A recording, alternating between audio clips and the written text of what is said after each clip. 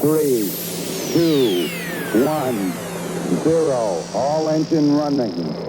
Liftoff. We have a liftoff. 32 minutes past the hour. Liftoff on Apollo 11.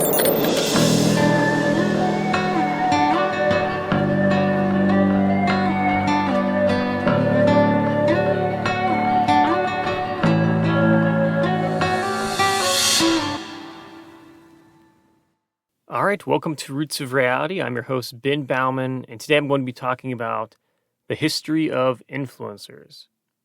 So in the modern world, influencers can be seen all the time, whether it is seeing celebrities promote products on television, or maybe you see it via your social media feeds, where celebrities that you follow are promoting various things.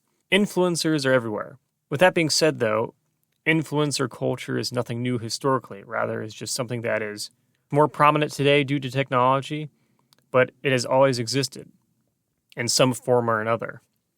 Because by definition, an influencer really is just someone who influences other people. And celebrity influencers have also existed for thousands of years, because the concept of celebrity really isn't new either. For instance, in the Roman Empire, the Egyptian queen Cleopatra was a celebrity and so popular that when she visited Rome, the Roman women were so impressed by her fashion and hairstyle that they started to dress like her. Just like how modern men and women dress like celebrities they see in the movies or on Instagram. Because at the end of the day, we are social creatures that often admire and mimic each other because people want to fit in. And people who are celebrities, become these kind of status symbols of people that many aspire to be, and so therefore they tend to dress like them. Beyond the world of fashion, though, there have been many different types of influencers in history.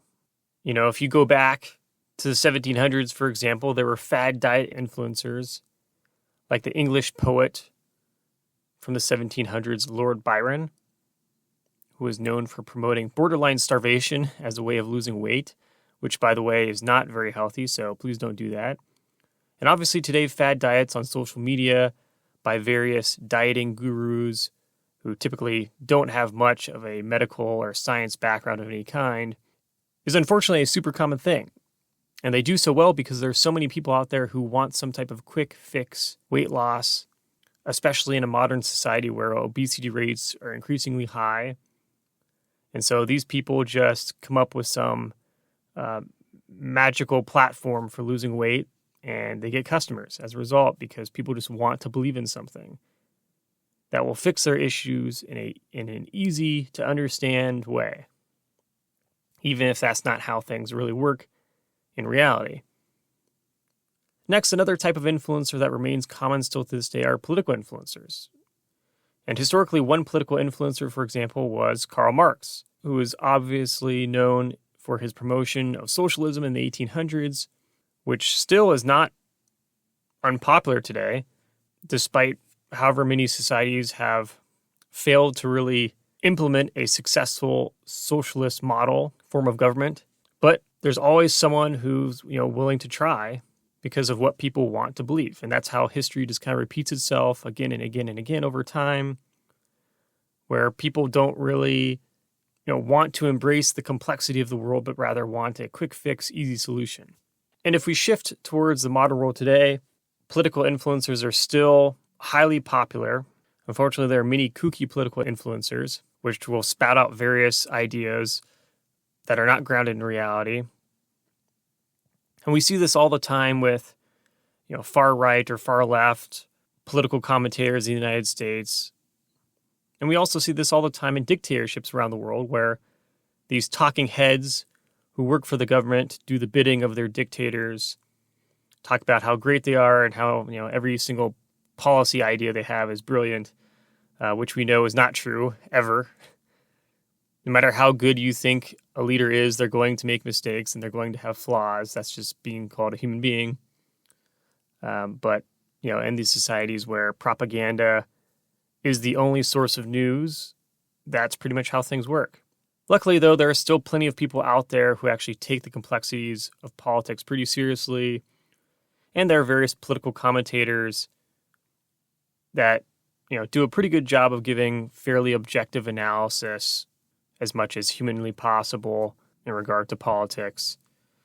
But those people are also usually the more boring ones. They're not the ones making these very aggressive statements or huge exaggerations about things. They're people that don't necessarily tell you what you want to hear, but rather says, something like, oh, well, it depends. If you look at it this way, it's this, but if you look at it this way, it's this.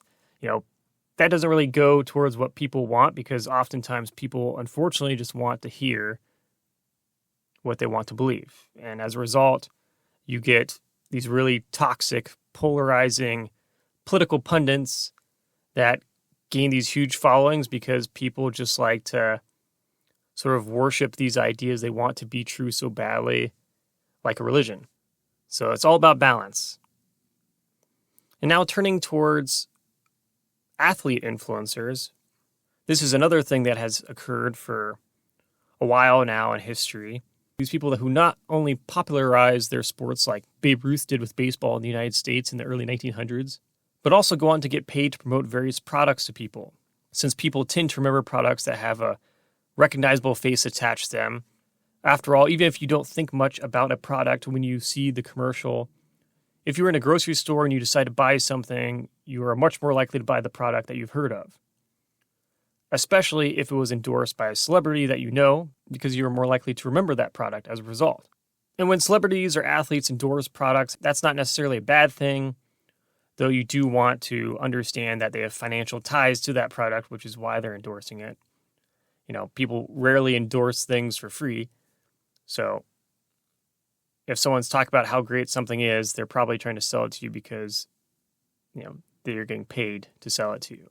So that's something you always have to be careful about, especially depending on what product they're selling. Things that, are connected to financial investments, for example, like cryptocurrencies, or things connected to health, various, medical or exercise devices. Those are things you want to probably talk to a doctor with or a financial advisor with before jumping into those. And finally, another example of influencer culture is science. For instance, when we look back in the 1980s, Carl Sagan was a popular science influencer due to his various books and his TV show called Cosmos, which would later, of course, get a reboot by someone who Sagan had mentored that many have heard of, named Neil deGrasse Tyson. And obviously, science is a great thing to promote to the general public. So this is a category of influencers that's highly educational, and it's always great to have educational influencers. But like all things, whether it's politics or fad diets or dieting, these sort of intellectual influencers are also people that you have to be kind of careful with, because if someone is actually not a trained scientist or a scholar, but rather just interested in the topic, then you might not be getting, expert advice like Carl Sagan was talking about when it comes to, the origins of the universe and et cetera. Instead, you might get someone who's then talking about things like ancient aliens built the pyramids and other pseudo-historical or pseudo-scientific beliefs. So overall, influencer culture is something that can be greatly beneficial to society, but it ultimately depends on who the influencer is. And lastly, when thinking of social media influencers today, since that is kind of this growing platform where lots of people are becoming famous just through the internet, not because they're in movies or TV shows or professional athletes or political commentators on television, but rather people that are in their 20s or even younger sometimes on YouTube and TikTok and Instagram. And these people have millions of followers, sometimes 100 million followers. And most of them become popular just because of their ability to entertain people with these short video clips, whether they're comedy videos or reaction videos where someone reacts to someone else's content, dance videos, pranks, stunt videos, and more. Video game videos. These people have come to represent kind of this major generational shift in terms of entertainment for, the younger generation today. In turn, it is an interesting world that we are living in.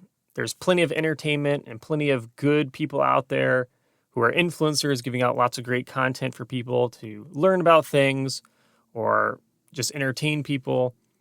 But with everything in life, it's always good to be a bit skeptical depending on what type of content someone is trying to promote. So just always be careful, do the best you can to kind of sort through the madness of the world. But regardless, things will be interesting. So, as always, remember, billions of years led to you, so make the most of it.